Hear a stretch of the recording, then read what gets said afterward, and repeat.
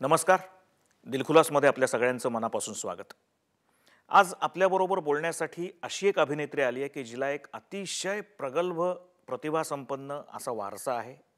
त्याचबरोबर मराठी चित्रपट, रंगभूमी, मालिका या सगळ्या क्षेत्रामध्ये ती गेल्या 25 वर्ष अतिशय उत्तम काम करते आहे. तुमच्या आमच्या मनामध्ये जिने घर केलेलं आहे. मराठीच नव्हे तर हिंदी चित्रपट आणि हिंदी मालिकांमध्ये सुद्धा तिने आपलं एक विशिष्ट स्थान निर्माण केलं आहे आणि स्वतःच्या कष्टाच्या जोरावर निर्माण केलं आहे, प्रतिभेच्या जोरावर निर्माण केलं आहे. अशी फक्त अभिनेत्रीच नाही तर आता नुकतीच दिग्दर्शक झालेली मृणाल कुलकर्णी. मृणाल, स्वागत तुझं आपल्या कार्यक्रमात. थँक्यू. आणि खूप दिवस तुझ्याशी बोलायची इच्छा होती, पण तुझं सगळं व्यस्त शेड्यूल आणि आपल्या वेळा जमणं. पण आज खूप आनंद झाला तू आली आहेस. मला पण खूप आनंद होतो. दिलखुलासारखा कार्यक्रम हा अल्पावधीतच लोकांच्या मनामध्ये एकदम मोठं घर करून बसलेला आहे. त्यामुळे दिलखुलासच्या प्रेक्षकांची गप्पा मारायची माझी खूप इच्छा होती आणि या निमित्ताने तुझ्याशी इन पर्सन गप्पा मारता आल्या. नक्कीच. मृणाल, मला नेहमी तुझ्याशी बोलताना आठवण येते ती आप्पांची. गोनी दांडेकर तुझे आजोबा, तू त्यांची नात. मुळात गोनी दांडेकरांचे या महाराष्ट्रावर साहित्यिक आणि सांस्कृतिक खूप मोठे उपकार आहेत.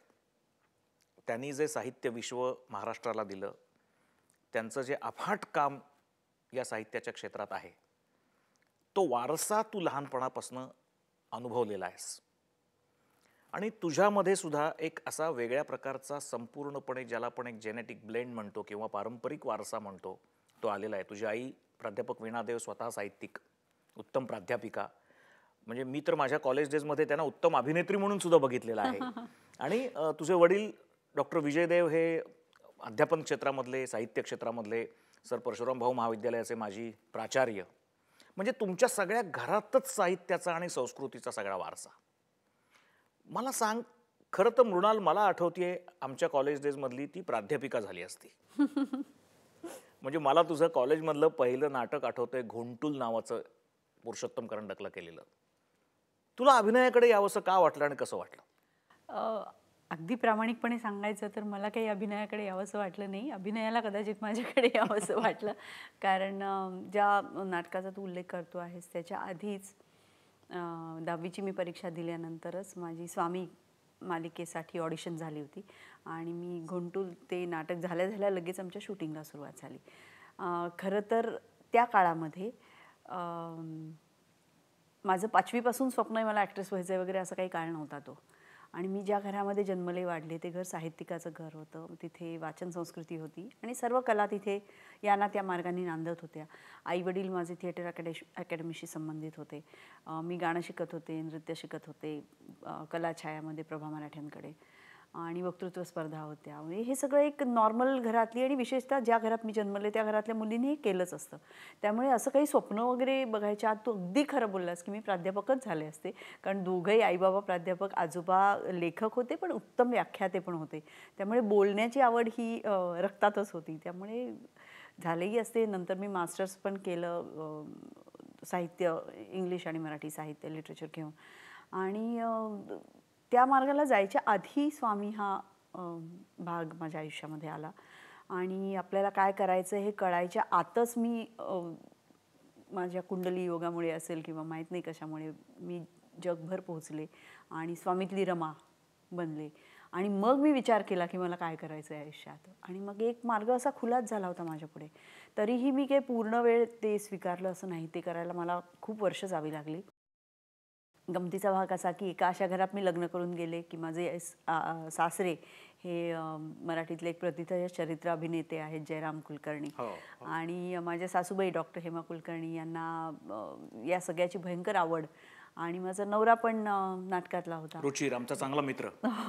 त्याच्यामुळे मग ते पुढे चालू राहिलं. नाहीतर खरंच मला की असं भयंकर स्वप्न, एस्पिरेशन वगैरे नव्हतं ॲक्ट्रेस बनायचं. खरं म्हणजे हे फार गमतीदार आहे. पण मला पुन्हा पुन्हा राहून राहून असं विचारायचं आहे तुला की गोनीदा, ज्यांच्या अनेक कादंबऱ्या वाचत आम्ही लहानाचे मोठे झालो, आणि त्यांच्याबरोबर तुझं लहानपण जाणं म्हणजे हा एक अतिशय सुंदर गोड असा योग म्हणावा लागेल. तू जेव्हा आज मागे वळून बघतेस तेव्हा आप्पांचा काय संस्कार तुझ्यावर झाला असं तुला वाटतं? आप्पांचा संस्कार माझ्यावर होणं खूप स्वाभाविक गोष्ट होती, कारण मी त्यांची नात आहे. पण मला वाटतं अख्ख्या महाराष्ट्रावर आणि गडकिल्ल्यांवर प्रेम करणाऱ्या, इतिहासावर प्रेम करणाऱ्या प्रत्येकावर त्यांचे संस्कार झालेले आहेत. किती गमतीची गोष्ट आहे ना, हे 25-30 वर्षापूर्वीपर्यंत ते माझ्या आयुष्यामध्ये प्रत्यक्ष होते, पण आजही अप्रत्यक्षपणे त्यांनी किती लोकांवर संस्कार केलेत हे मला कळतं. मला जागोजागी अशी माणसं भेटतात, मग ते संस्कार साहित्याचे असू देत, माणूस म्हणून असू देत. कित्येक लोकांनी त्यांच्याबरोबर गडकिल्ल्यांवर भ्रमंती केली, कित्येक लोकांना त्यांच्यामुळे इतिहासाची गोडी लागलेली आहे. त्यांचा एक खूप छान सवय होती की येणाऱ्या प्रत्येक पत्राला, म्हणजे आपल्या भाषेत आता फॅन मेलला, ते स्वतः उत्तर द्यायचे. यामुळे किती माणसं त्यांच्याशी जोडली गेलेली आहेत. ती अशी अनेक माणसं जगभर विखुरलेली जेव्हा मला दिसतात, त्यांची भाषणं ऐकलेली लोक आहेत, तेव्हा मला असं वाटतं की माझ्यामध्ये त्यांच्यातलं थोडंसं काहीतरी येणं हे तर खूप स्वाभाविक गोष्ट आहे, नैसर्गिक गोष्ट आहे. पण प्रत्येक या सगळ्या माणसांमध्ये त्यांच्यातले काही कण मला आजही दिसतात, अंश दिसतात, तेव्हा मला खरोखर खूप वाटतं भाग्याचं आहे. माझ्यावर त्यांनी साहित्याचे संस्कार तर केलेच, एक आजोबा म्हणून भयंकर प्रेम केलं, गडकिल्ल्यांची आवड लावली, इतिहासाची आवड लावली, आणि ती आवड मला माझ्या कामातही प्रतिबिंबित झालेली दिसते. मला अगदी विचारल्याशिवाय राहवत नाही, तू त्याच्यानंतरच्या काळामध्ये राजा शिवछत्रपती सिरियल केलीस. म्हणजे मला आठवतं की तू ऐतिहासिक भूमिका जेव्हा जेव्हा केल्यास तेव्हा आम्हाला काय कोणास ठाऊक, आमची लहानपणची मैत्रीण असून सुद्धा ती इतर कुठल्याही रोल्समध्ये जितकी सुंदर दिसायची नाही तितकी आम्हाला ती त्या ऐतिहासिक रोलमध्ये दिसायची. याचं कारण काय? मला काही हे कारण नाही कळालं बुवा. कारण माझं इतिहासावरचं प्रेम. खरं. एक तर आजोबांनी केलेले संस्कार, इतिहासावर प्रेम करायचे संस्कार, आणि ते करावे लागतात, ते आपणहून येत नाहीत. आता मला हे खूप विशेषतः जाणवतं, कारण मुलांना खरोखर स्वतःच्या कुटुंबाचा पण इतिहास माहिती नसतो. मग मोठा इतिहास तर शाळेत शिकतील आणि पेपर लिहितील आणि विसरून जातील, अशी पद्धत आहे. मला वैयक्तिकरित्या नेहमी असं वाटतं की आपल्याला आपल्या कुटुंबाचा, आपल्या गावाचा, आपल्या देशाचा आणि थोडा थोडा जगाचा इतिहास हा माहिती पाहिजे, कारण त्यातून आपण उद्याचं भविष्य घडवत असतो. कारण शेवटी हे सर्कल आहे, ते तसंच चालू राहतं. खूप काही शिकण्यासारखं असतं इतिहासाकडनं. त्यामुळे मला इतिहासावर खूप प्रेम आहे. ते आजोबांपासून सुरुवात झालं असं पण म्हणूया. वडिलांमुळे माझं डेव्हलप झालं, कारण माझे वडील हिस्ट्री आणि पॉलिटिकल सायन्स शिकवायचे, आणि मी माझ्या मुलापर्यंत ते लोण नेऊ शकले आहे.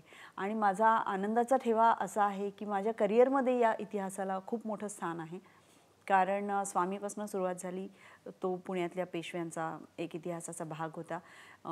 त्यानंतर मी द्रौपदीसारखी सिरियल केली, मी मीरासारखी सिरियल केली, मी अहिल्याबाई होळकर ग्रेट मराठामध्ये केली, आणि राजा शिवछत्रपती. आणि या निमित्ताने मला इतिहासाचा धांडोळा घेता आला. मी जो चित्रपट नुकताच दिग्दर्शित केला रमा माधव, तोही एक वेगळ्या पद्धतीने इतिहासाकडे पाहण्याचा मी प्रयत्न केला. त्यामुळे मला इतिहासाबद्दल जे प्रेम आहे ते मी माझ्या कामातून लोकांपर्यंत पोहोचवू शकले, याचा मला अतिशय आनंद आणि अभिमान वाटतो. जो अंबारीत बसे तोच सर्वांना दिसे.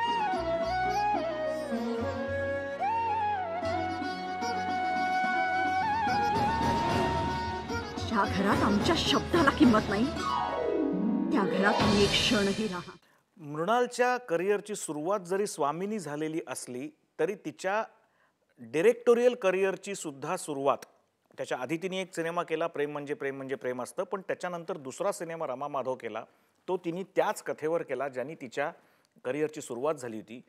हे प्रोग्रेशन नेमकं काय आहे, हा प्रवास नेमका कसा होता, हे आपण जाणून घेणार आहोत. पण त्याच्या आधी आपण घेऊयात एक छोटीशी विश्रांती.